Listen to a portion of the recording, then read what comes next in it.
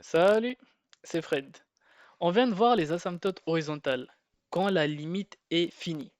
Mais souvent, en calculant une limite de fonction à l'infini, tu retombes sur l'infini sur de l'infini, une forme indéterminée. Aujourd'hui, la technique pour lever n'importe quelle forme indéterminée de ce type sur une fonction. Un concept, un exemple, c'est parti.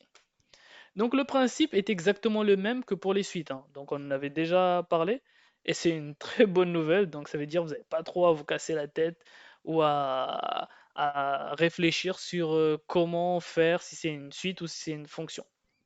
Donc tu connais déjà la moitié du travail. Quand x devient gênant, ce qui décide du résultat, c'est le terme le plus fort, c'est-à-dire le terme de plus haut degré. Les autres deviennent à ce moment-là négligeables, en plus ou moins l'infini. On va donc le mettre en facteur pour révéler le vrai comportement de notre fonction. Let's go du coup sur notre tableau. Voilà. Donc on a dit méthode ici. Donc on va voir ensemble la méthode. Donc on factorise le numérateur et le dénominateur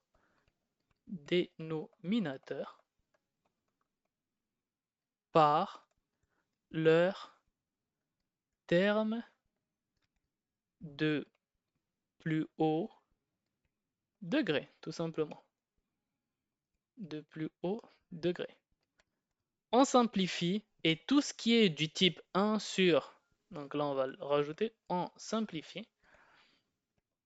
Et tout ce qui va être du type 1 sur x, bah lui va tendre vers 0 plus ou moins.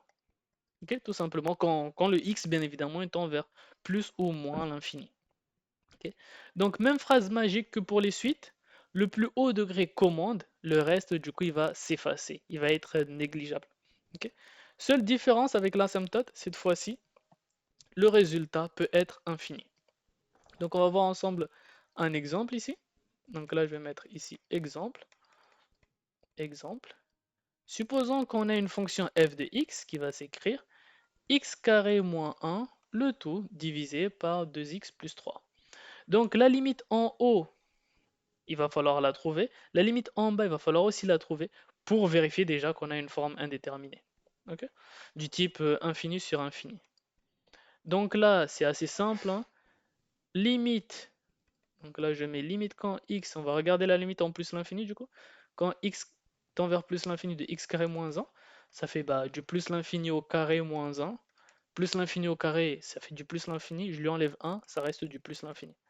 Même chose, limite quand x tend vers plus l'infini de 2x plus 3, ça fait du 2 fois plus l'infini et après plus 3. Règle des signes, 2 fois plus l'infini, ça fait plus l'infini. Plus 3, ça fait encore du plus l'infini. Voilà. Donc là, on voit bien qu'on a la forme indéterminée, que l'on note aussi FI, forme indéterminée, FI, du type infini sur infini, infini sur de l'infini. Okay. Donc là, maintenant, on va appliquer notre méthode, tout simplement. On va faire la factorisation du numérateur et ensuite aussi la factorisation du dénominateur. Et après, on va simplifier pour voir ce qui va nous rester. Donc là, on va écrire or f de x égale du coup. Donc notre fonction, c'était x carré moins 1, x carré moins 1 sur 2x plus 3. Okay. Donc en haut, le terme dominant, c'est x carré. Donc je vais mettre x carré en facteur de 1 moins 1 sur x carré. Et en bas, du coup, le terme dominant, c'est 2x. Donc je mets 2x en facteur de 1 plus 3 sur 2x. Donc là, on voit que je peux simplifier des x en haut et en bas.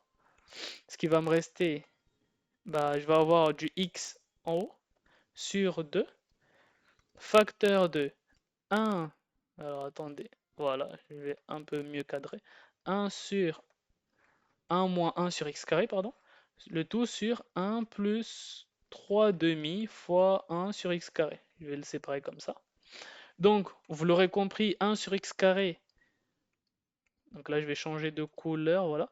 1 sur x carré et 1 sur x carré qui sont ici, tous les deux, ils vont tendre vers 0 plus. Donc ça va tendre vers 0 dans les deux cas. Ok?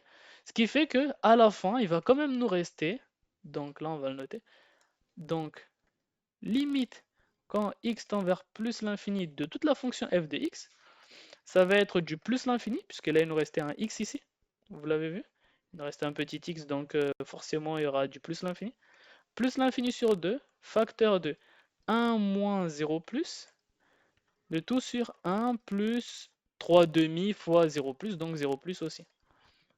Okay. Donc 1 sur 1 ici, ça va faire 1. Mais ici, on va avoir du plus l'infini sur 2, ça va faire du plus l'infini. Donc au final, la limite de la fonction f de x quand x tend vers plus l'infini, ça va être du plus l'infini.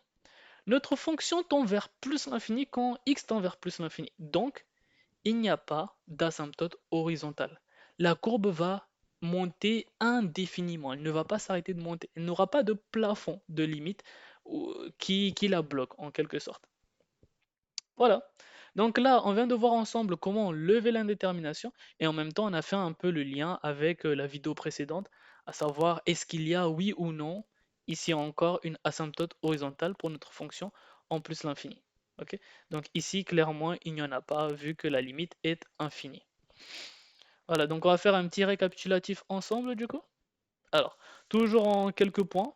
Premièrement, l'infini sur l'infini, c'est une forme indéterminée. Et on ne conclut jamais directement vers quoi est-ce que ça tend.